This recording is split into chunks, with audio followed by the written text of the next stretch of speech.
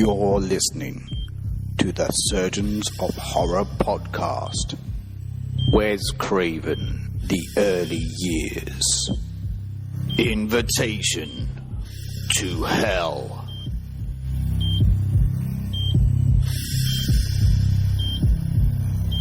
Okay, welcome to the 6th installment of the Surgeons of Horror podcast. Its purpose is to look into the horror films, dissecting them one screen legend at a time.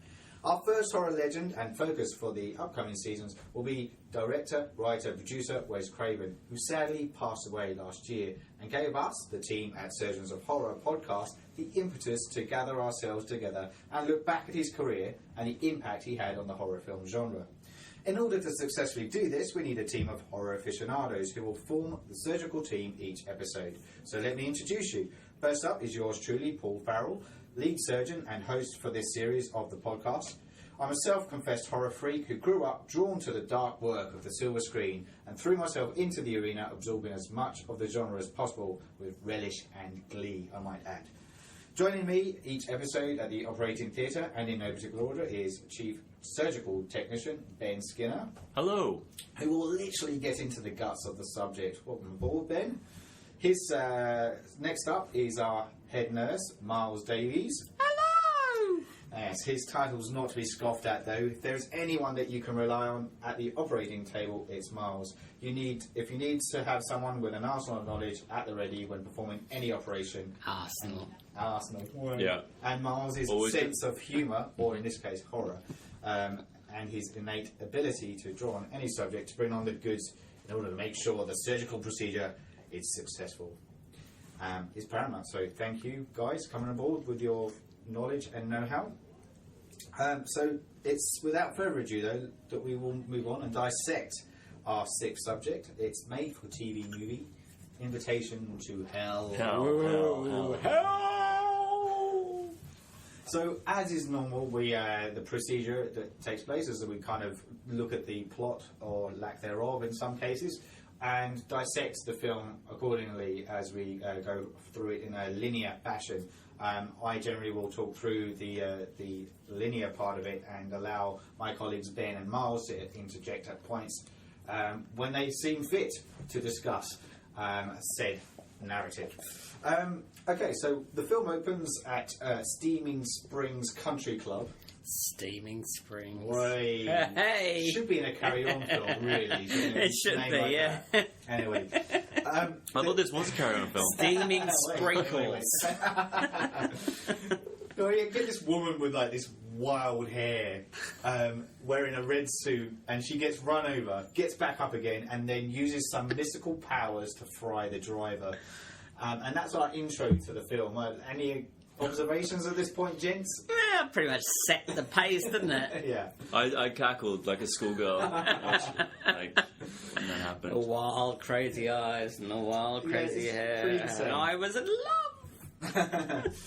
We then meet the Winslows, which the film centers around the family, typical American family dynamic, and the transport of this family in the family car as they're heading to a new place for their father's work. And I put it here a la Poltergeist because people might be more familiar with that. They're not related to Michael Winslow then? No. You know, the famous voice artist. No, they're not. From the Police Academy movies. No, but you never know. No, you never know. You never know. It might be a distant relative. There should be. Because I was waiting for them to start doing the, you know, yeah. and the funny voices and stuff. That's it. That's it. The Winslow returns from hell, and it'll feature him. Yeah. There's an avenue there. Hey. Come back. Hey. Come on. If ever He's there not was a doing need, anything. He's not. if ever there was a need for a not. crossover film, it's this. Yeah, Wow. that's I it. don't think I've seen him doing anything for years. Is he still alive? I don't know. It's one of those, We're you gonna know, say he There's is. going to be Yeah. the Michael Winslow fan club. There'll be like, you know, there'll be a death complaining. notice and it'll be one of those things where, hang on a minute, I thought he was dead. Yeah. We can resurrect him. Resurrect him for this film. So we have Patricia, the mother, who says that the company that Matt, who's the father, is going to work for is in need of fresh blood. So I was just wondering if there was a little bit there that they're kind of teasing our way. Puns aplenty. They arrive anyway at this house, their new house, and they sing in front of a log fire. As all families do. That's You know, right. I quite Don't often do it in Don't the knock evening. it till you've tried it. Oh, we do it every night. You know, that's how we before we slaughter our goats and That's it. and I instinctively think of Bing Crosby and David Bowie. yeah. Oh, God. What an image. Ah, dear. Anyway, but alas, we're stuck with the Winslows.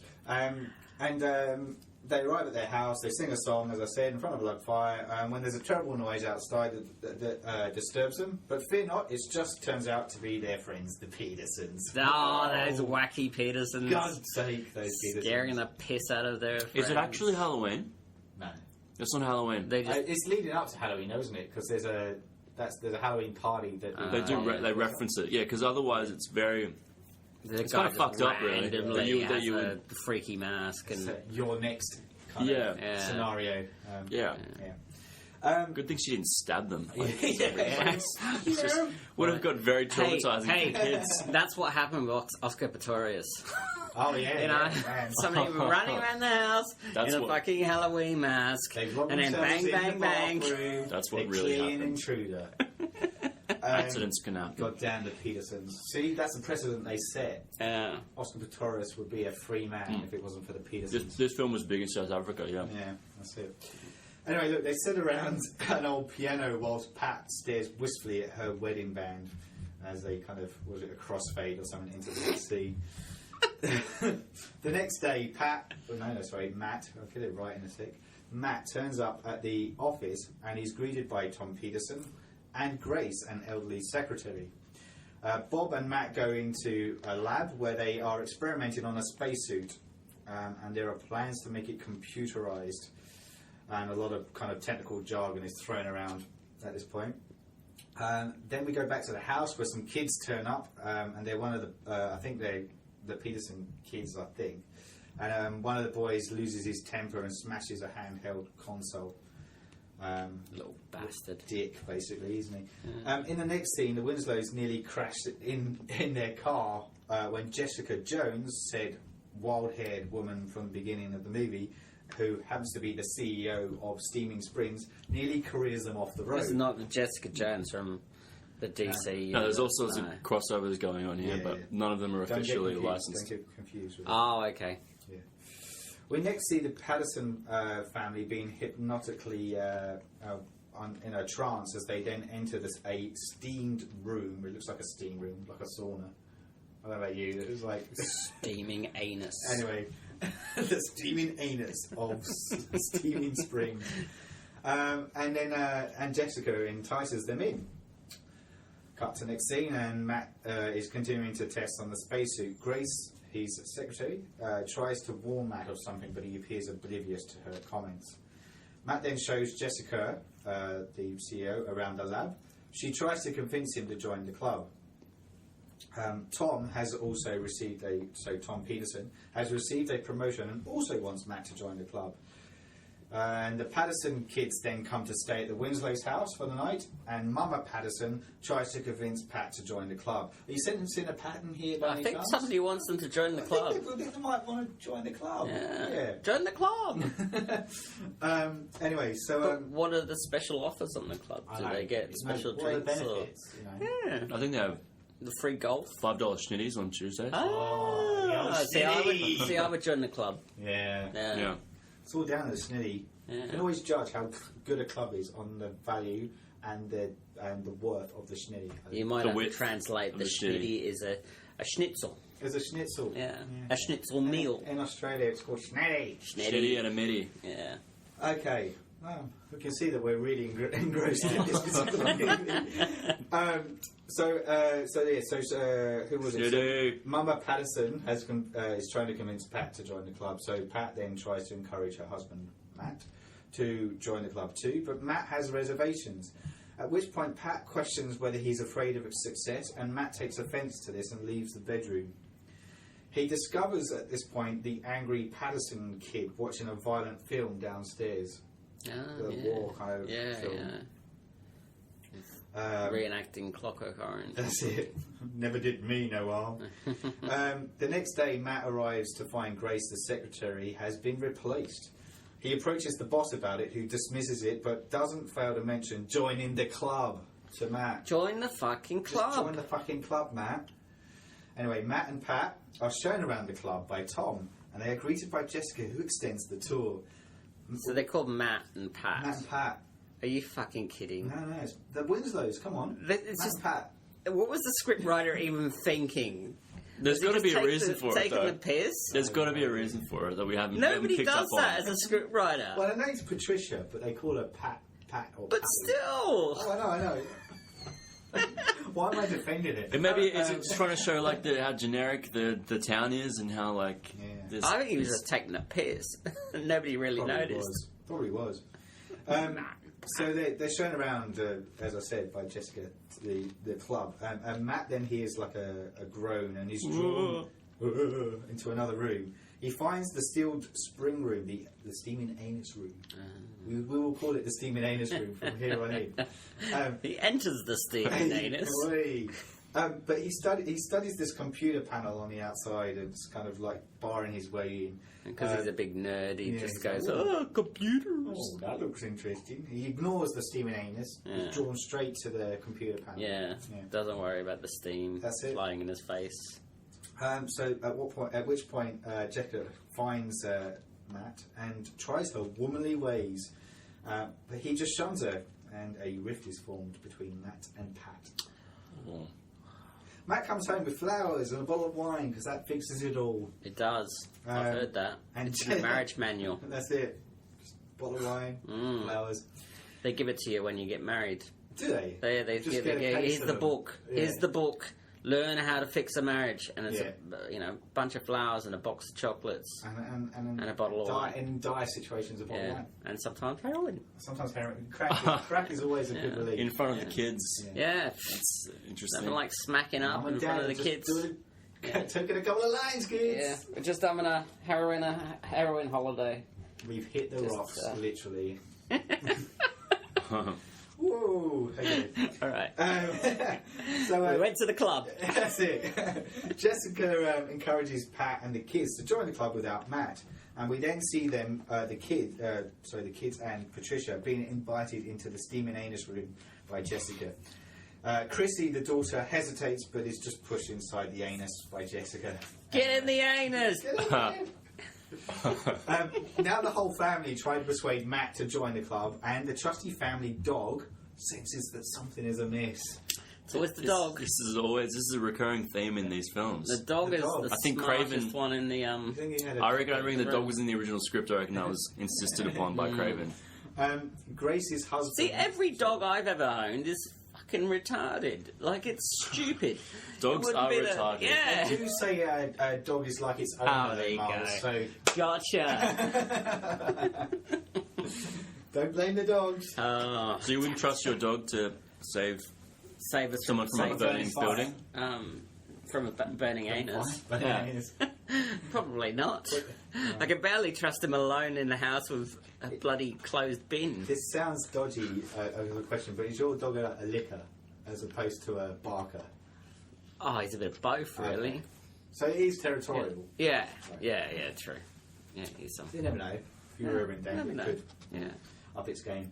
So Grace's husband Walt calls Matt, and and he just so happens to be a vet, and he's asked Matt to pay him a visit. Matt does so to find that Patricia, his wife, has tried to get the dog put down. How rude! Wow. Why shouldn't you just get him lobotomized? I know. You know, stick the skewer behind the eye and give it a bit of a twist. Anyway, Nobody would notice. Matt returns home to discover that the walls have been painted grey. Always a symbol that your family's gone to hell, really. Yeah, when you paint grey. the walls grey. And he also quizzes Patricia about the dog, but she just reacts in a remarkably odd way, and they embrace. What the name of the paint was? It was like Hellish Grey or something. Hellish grey. Hellish Grey. Do you mean arse grey? Yeah, they really needed a quick cutaway to the empty paint. Yeah, going through the palettes and having the colour samples. The devil's sitting there going, yes, it's I don't know. a bit too light for my liking. And a bit of grey. Matt finds the kids sleeping as well, so which is a complete change from obviously the earlier scenes. Where they're awake. Yeah.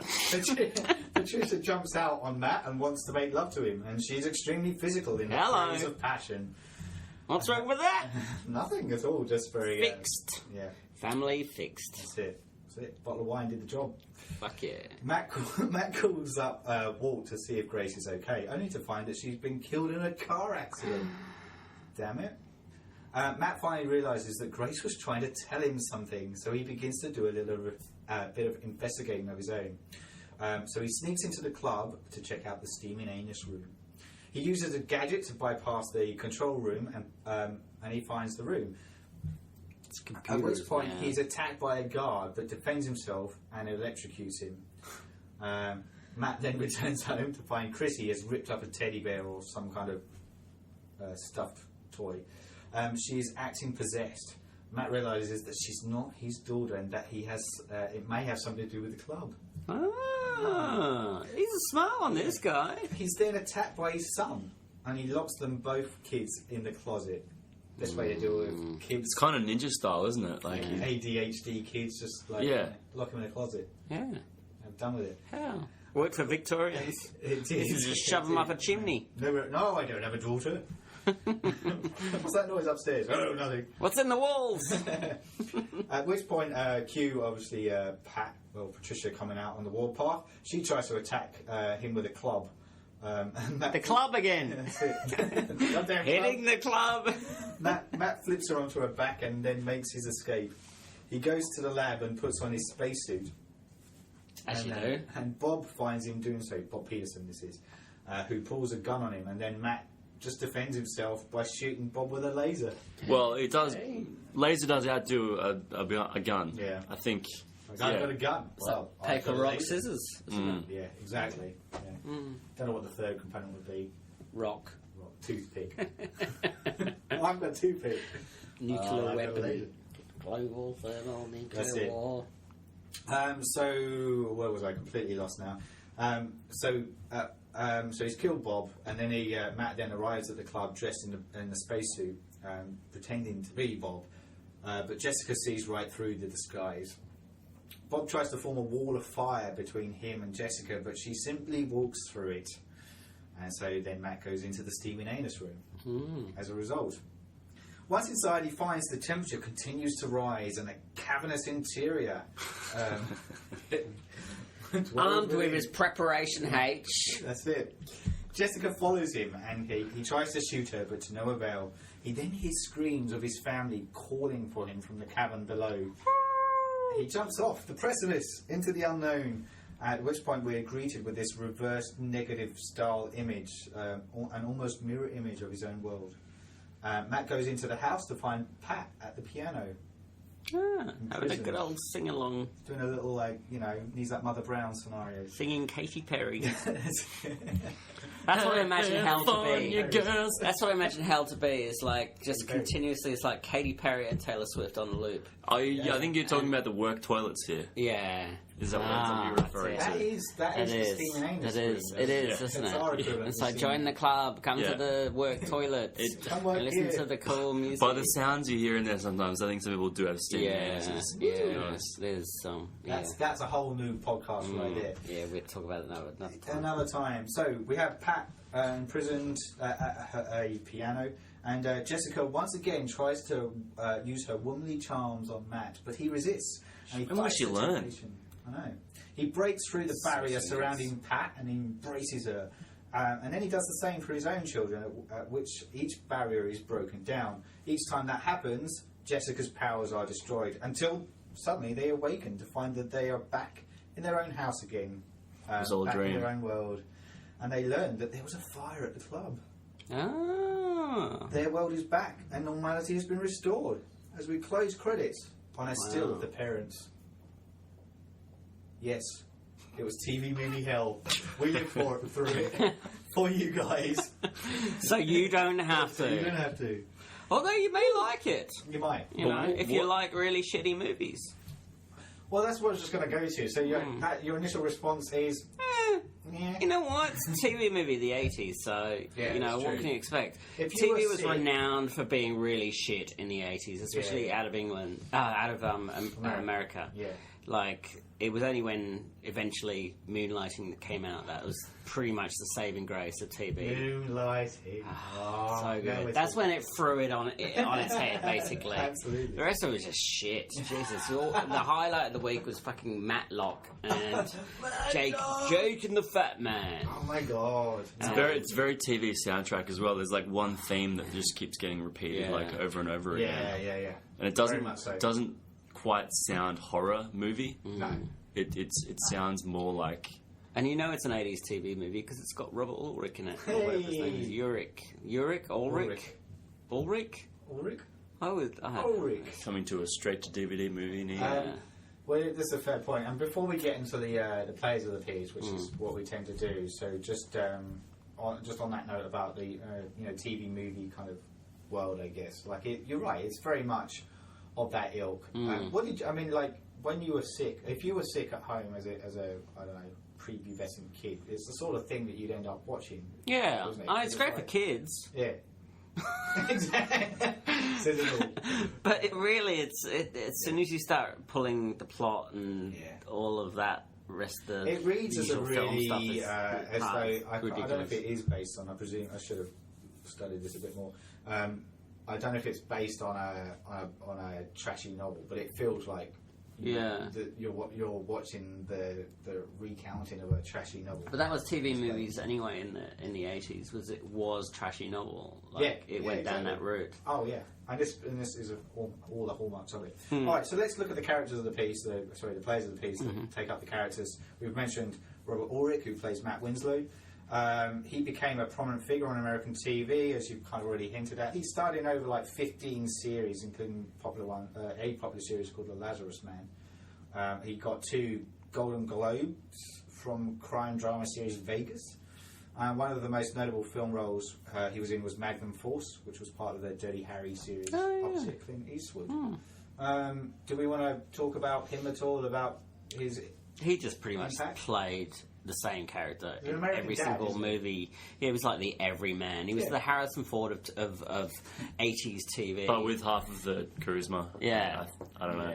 Yeah. Look, he was okay, but he just obviously had an agent that just said, "You want him for it? Yeah, he'll do it." Yeah.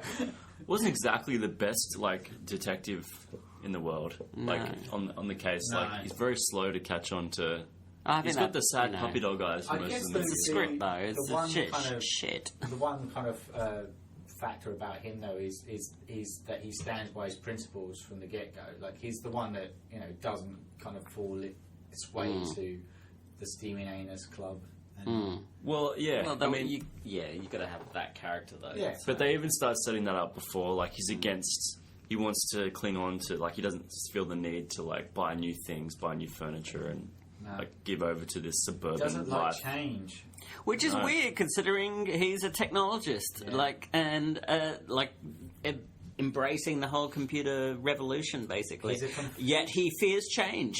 Yeah. He's I a don't get conflicted soul. He's a conflicted soul, which is why it's so easy to toy with him and put the devil. There you go. But you've got this spacesuit that shoots lasers. Come on. Freaking lasers. can't handle lasers. Alright, we'll look at Joanna Cassidy, who plays Patricia Winslow. Look, she would team up again with Wes Craven a lot later on in Vampire in Brooklyn. She would play a role in John Carpenter's Ghost of Mars.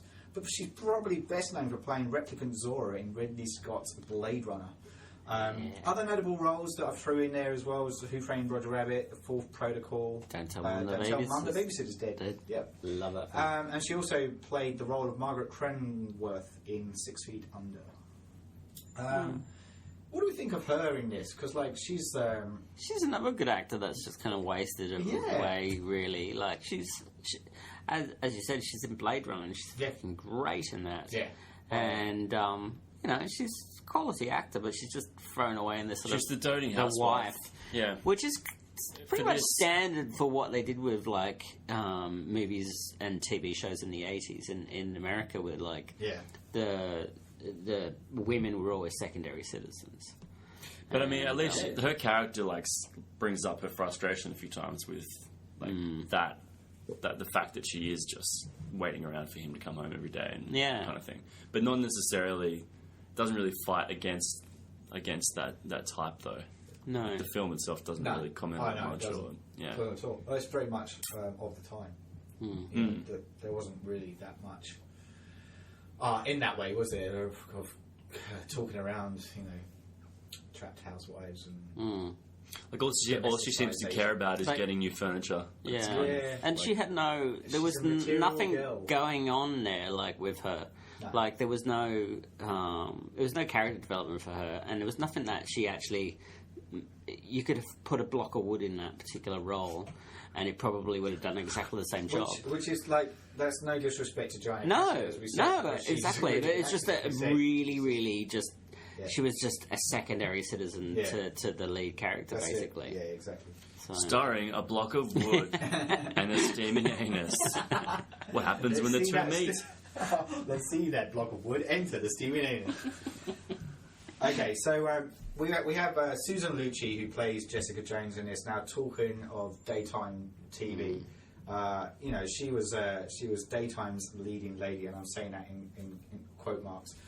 She became known in the public eye for playing Erica Kane in daytime drama series All My Children.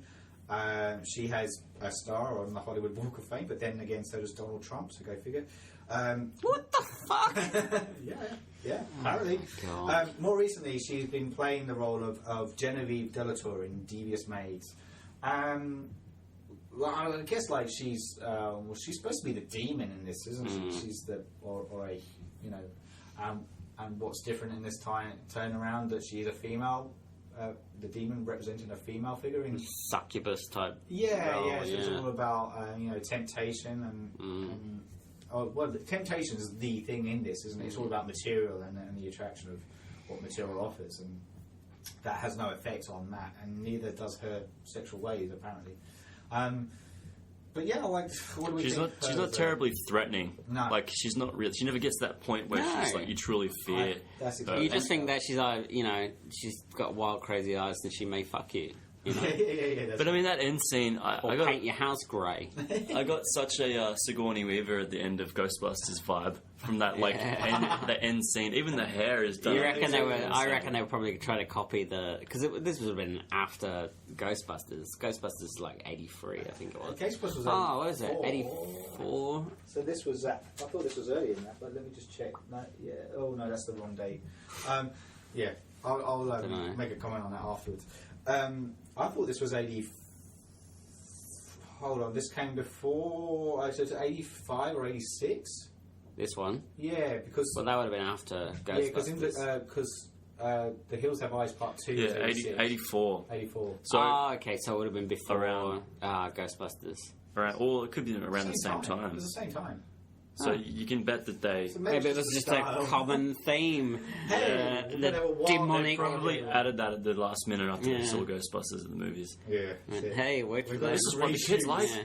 Can we get a marshmallow guy in it? And what this really needs is Bill Murray, really. We need some scientists. That's probably what it is as well. To be fair, though, every movie could benefit from having Bill Murray, I would say. Of course. Yeah, she kind of just walks around. Schindler's List. Yeah, you're right. Bill Murray in Schindler's List? If he was the girl in Red, maybe. That was like... Awesome. Yeah. Probably would have won the Oscar, though. If that happened. Bill Murray is Oscar Schindler.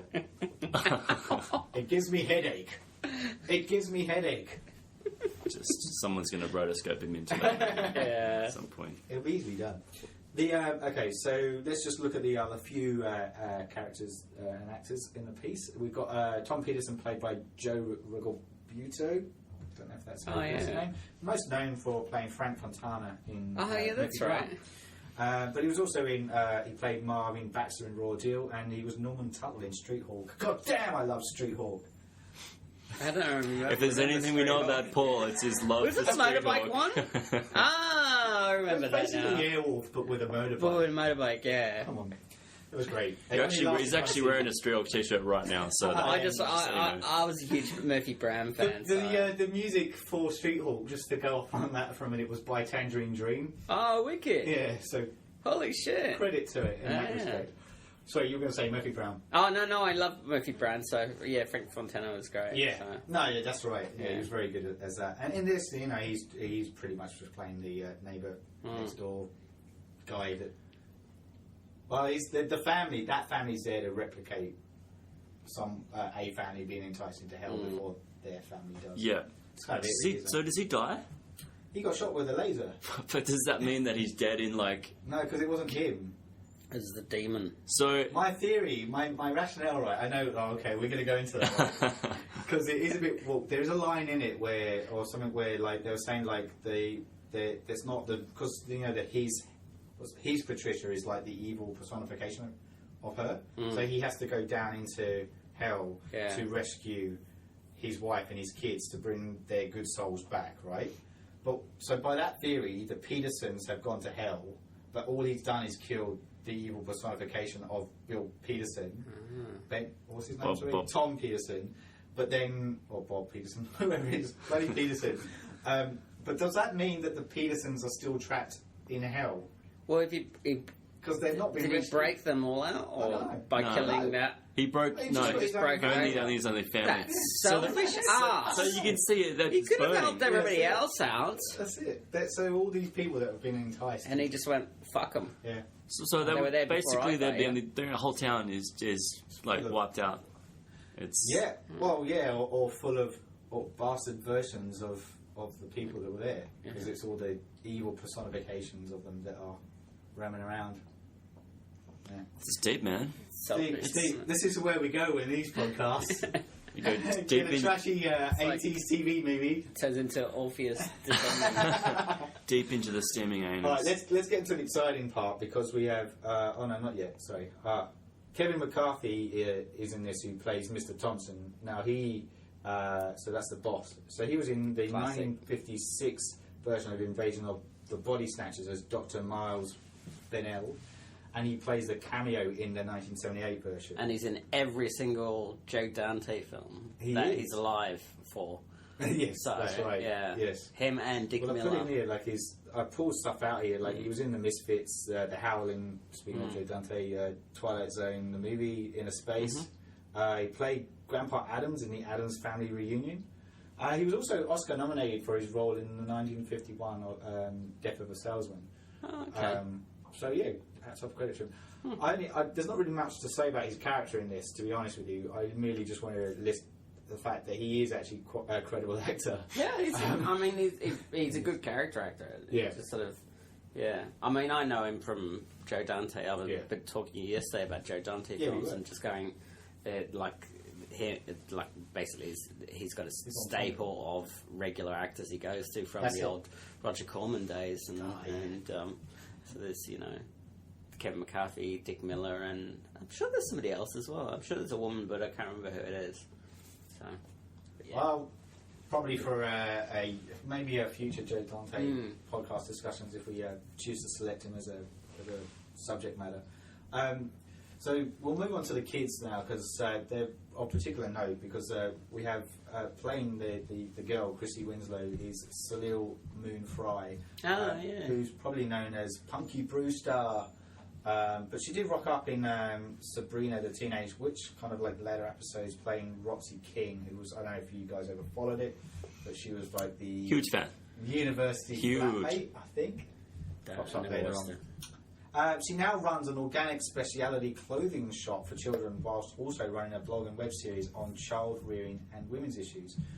She released a book in 2011 called Happy Chaos: From Punky to Parenting. She's also a host of TV show Homemade Simple on the Oprah Winfrey Network. Other notable films that she was in, Pumpkinhead 2, Blood Wings. That's the second time we've had an act related to the Pumpkinhead universe, because we also had the guy that was in Deadly Blessing and mind blank, the other one that you guys didn't join me on the podcast for. Anyway, he was in those two movies. Oh, Summer of Fear, sorry. So he was in Summer of Fear and Deadly Blessings, and that was Jeff East, who was in the original Pumpkinhead as well. There's a bit of a link there. She was also in Mind Games, and she played the role of Laura in Piranha, which not only was on last night, and I missed it. I wanted to watch Piranha? it. Yeah. Ah, Joe Dante. Joe Dante. It was on last night. John Sayles script. I didn't realise it. I haven't seen it for ages. I know, that's what I was like, oh. What channel was on? Oh, one of the movie channels. On Foxtel? Oh, cool. I'll have Yeah. to go back and tape it. Yeah. Yeah, I've only just heard about that too. It's because was that James Cameron's first The working second one, under Joe Dante, and then he directed the second one. Yeah. Or, Yeah. Was it James Cameron only did the second one? He did the second one, yeah. Didn't do the first one. But he was kind of. He would have been. I'm guessing he would have been on set Around. though, because he was on. He was Joe Dante was like his mentor Yeah. during the early days. From the Yeah. camera, from the Corman Yeah, stable, yeah. Yeah, right. Cool. Yeah. Well, there you go. I don't know. There's not really much to say about her again in this, other than that she is one of the kids in it.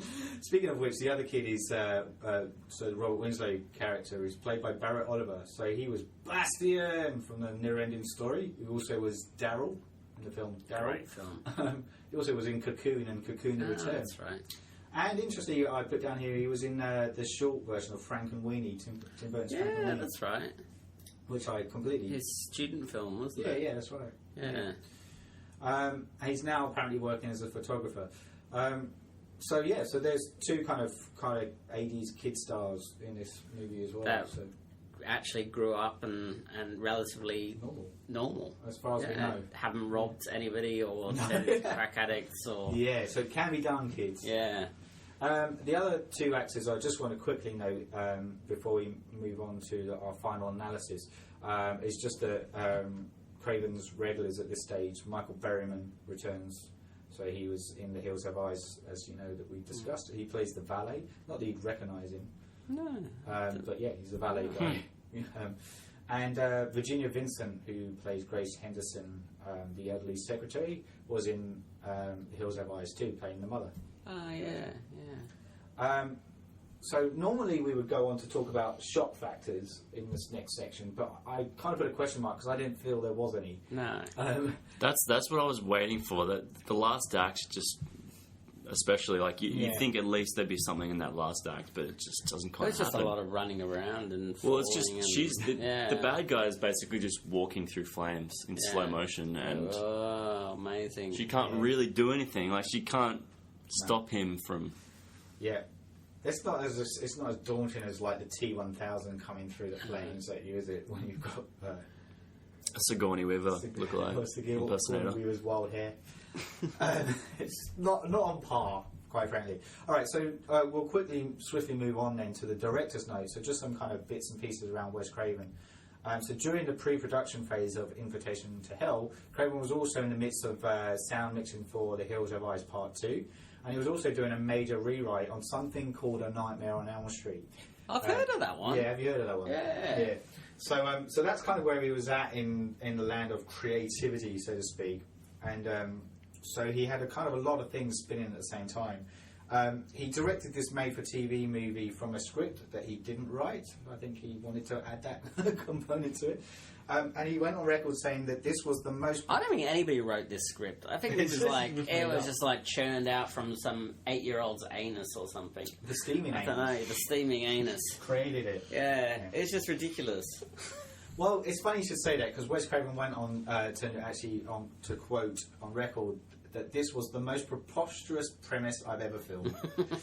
I think we were inclined to agree. No shit. Do you mean he wasn't trying to comment on society and consumerism, or? Well, no, and that also goes on to the second quote that he went on record saying, is that when it came to features as opposed to TV, with features, he felt like he had to be Wes Craven, or that personification of what Wes Craven was. So it was definitely a style and substance to those movies when he did them. When it came to TV, he just said, you earn your money and you go. And I think that says a lot about what this movie is when you watch it. It doesn't offer anything new, it doesn't entice you, it doesn't do anything really. Yeah, I mean, you definitely don't watch it and go, oh, Wes Craven did this one. Yeah. This is... Well, you know what? I mean, you can bag out the fact that it's on TV and stuff like that, but then you look at Spielberg's Something Evil, and that's a fucking great film. Yeah. And that just it was a made-for-TV movie, and he did a great bloody job of it. And amazing stories as well. They were all for TV. I think sorry to interject and cut you off, but I think it's also, I think it comes down to the mindset too, because I think it's something in the fact that Wes Craven did treat TV movies as literally a pay for hire. He was a gun for hire. Whereas Spielberg's a different kettle of fish. Yeah. Like you only need to look at Jewel. He started his career. He started his career, and it was he knew how to manipulate and shape a script to make it engaging, and it's essentially it's a road trip kind of. Yeah. But that he needed to make a mark with that, whereas Craven had already kind of made his. He was still on the up, wasn't he? Yeah, it's not until A Nightmare comes along. Yeah, he really stamped his mark. He must have been thinking Nightmare's gonna be my thing. Like let's just pay the bills for now. Yeah. Well, he would be hoping, wouldn't he? Even though well, it's such an original story, so it's like. Sorry. Nightmare on Elm Street's such an original story, so it's pretty. But even then, I know we're not on a Nightmare discussions, and I'm sorry to disappoint, but we won't actually be talking about A Nightmare on Elm Street during this first season of Wes Craven. It'll be in the second season. But I will kind of add this, that even though the premise of A Nightmare on Elm Street was fascinating and the script stood out, there wasn't a lot of takers for it when he was trying to pitch it. There was only one person that said, yeah, I like it and I'll take it up, and then the rest is history. But yeah, so it goes, we're saying surely he's holding on to this script, and he probably knew it was a winner, a winner, but it's there's one thing having a winning script, but there's another trying to entice the people with the money to take on the script to then shoot it and make something from it. So anyway, there's a couple of comments around it, as I said, the director's notes, which kind of leaves us to just talk about the final verdict. So I can lead, because yes, it's a TV movie. It doesn't offer a lot, as I said, anything new. And I did I was left with it, not able to shake this feeling that I was more excited about seeing Punky Brewster and Bastian in the same movie, more than I was about seeing the movie itself. But having said that, it's not a terribly bad movie. I think if I'd watched it as a kid, sick at home on a Tuesday afternoon, I probably would have thought it was great. You'd have to be sick. But yeah, I would have been drifting in and out of consciousness. I'm glad you made that distinction. Yeah. If you I were would have just been really ill. Or stoned. If I was really, really stoned, and you just couldn't get up off the couch to get the remote. Couldn't, even though the remote was probably 2 centimeters past my reach. I probably would have just left it on. And I wouldn't have turned it over anytime soon, just to see how it turned out. And then you probably would have kept watching on the off chance that there's some boobs. Something was going to, some boobs kind of popped up. It could. Yeah, she was pretty sexual, the old Jessica Jones. Jessica Jones, she's amazing. But she didn't get her tits out though. She didn't, not for this one. No. Well, I don't know if she did for anything else. I just stress. I don't know that. I don't think she gets the tits out at all. No, so. She's just a. But then again, that's probably going through. She's a never nude. She's a never nude.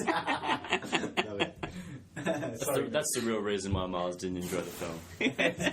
Where's the boobs, man? She didn't get her tits out. Oh mate, I've compiled where are we going with this? 12 hours. You are. When I did my old edit job, I compiled episodes of High Five all the way through the night for about a week, waiting to see a glimpse of nipple. So I can find boob in anywhere, because I fucking did it as well. I found a boob in one of the clips. Seriously? Seriously, one of the girls leaned over and it came out. There was a nipple. There was a glimpse of nipple. Oh my God. I won freaking lottery, I tell you. That's not even a G-rated show. That's like a C-rated show. But once there was nipple. There's 2 a.m. in the morning. You really had a victorious Miles is like, yes, I did it. I tell you what, I was doing a lap of honour around the whole of the building. Oh my God. Security must have been just going, what the fuck is going on? We've just had a real insight into Miles' life right there. I saw a boobie! A boobie! On a kid's show! It's called the internet, man. Alright, There you go. On that note, did you want to add anything else yourself, Ben? I don't. Boobs I aside. don't know if I can outdo that. Honestly, Other than saying I just you have think- to be sick to watch it. I just think the fact seeing Bastion in the film. Yeah.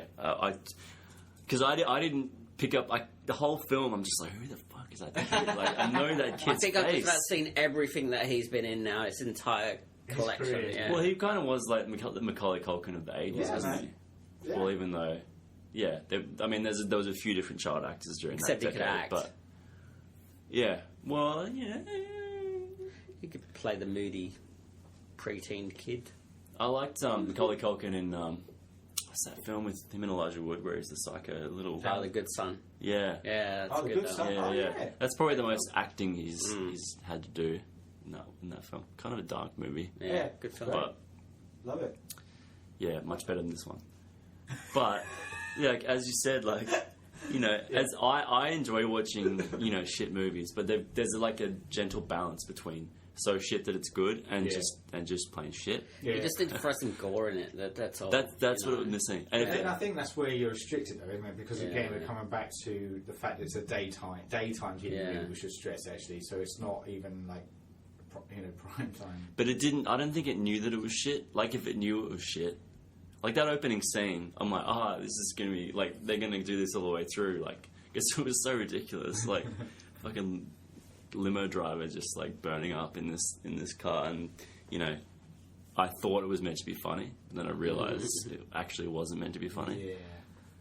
Yeah. Do you think that most of the people making TV in the 80s just went, "Fuck it, that'll do"? Because this mentality. was still at a time when TV was just like this secondary thing. There was TV land and movie land. Yeah, that's true. And the quality wise, they didn't sync up until because like obviously Twin Peaks moved it all forward. Yeah. Definitely. Yeah. Oh yeah. That was absolutely. the 90s, though. So. Yeah. Moonlighting. Moonlighting, yes, exactly. But like English TV. English they TV. took another English TV. Yeah. English TV was very strong in the 80s Yeah. and late 70s as well, through like people like Dennis Potter and pushing the envelope basically. Yeah. Whereas the Americans haven't really caught up to that because everything was very commercialised, about selling ad space. It was all about. It wasn't about the programs; it was about what they could fit in between the programs. But I'm guessing the gore factor, like obviously, that's another thing. Graphical content on like TVs. Obviously now you can get away with a lot more, but back then, like I wonder if there was an earlier version of the script that did have a bit more of that in there. Yeah. And it was all cut out due to the fact that it had to keep this low rating, like in primetime TV. I feel like it honestly was. This will do. We'll put it together. We'll get a bit of money out of it. I don't think there was a lot of logic or thinking behind it. To be honest with you, it's not. They scored in getting Susan Lucci on board because she was she was a ratings winner at the time, and as was Robert Ulrich. They probably would have gone I think they were pretty much like people like Robert Ulrich were pretty much on the salary with a lot of the TV networks. So that was the other thing too. Like at the time this was made as well, like TV shows were, they were like the second cousins of the movie networks. Like the movie networks had a lot of power and money going into the TV. I'm talking about TV movies specifically, not TV shows. So it was that's why they were able to pull some kind of movie related people in them as well, because they were, like you say, they're licensed under whatever. But it sounds like that's where the money went to their salary and not to the actual production. Because they know that all right, you've got Robert Ulrich and Susan Lucci in a movie. People will watch that because of the name and the pulling factor. So it doesn't like what the film is about is kind of secondary. Because all the guys want to screw her, and all the mums watching her. Him as well. It's all done. All right, I think on that note, we'll wrap that one up. So thanks once again, guys. That concludes, as I said, our sick horror film surgery. Stick around for our next procedure and Wes Craven's final outing before he would bring Freddy Krueger to the screens, and that would be The Hills Have Eyes Part 2. We hope you enjoyed our discussions. Until next time, we are Miles Davies.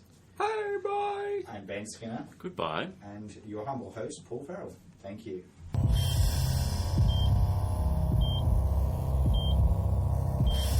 You're listening to the Surgeons of Horror podcast. Wes Craven, The Early Years. Invitation to Hell. Music supplied by Peter Nezik. For more discussions or podcasts, head over to surgeonsofhorror.com or head over to our Facebook and Twitter sites for the latest news and updates.